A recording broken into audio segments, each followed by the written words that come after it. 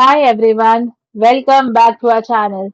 Today in this video we are going to see how to fix Xfinity Error Code BOOT, Power, Coax and System Refresh.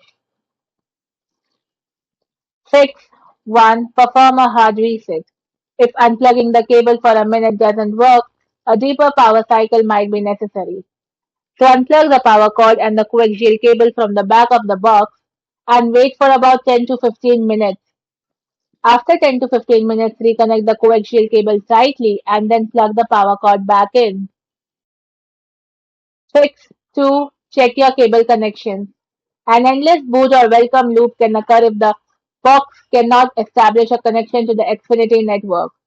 So ensure the coaxial cable is screwed in securely to both the wall outlet and the cable input on the back of the box. And make sure your TV is set to the correct HDMI input, example HDMI 1. Fix 3. Use the Xfinity app to restart.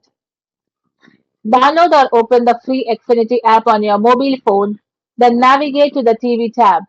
In it, select your specific TV box and choose Restart this device under the Support section. This sends a direct refresh signal to clear the errors.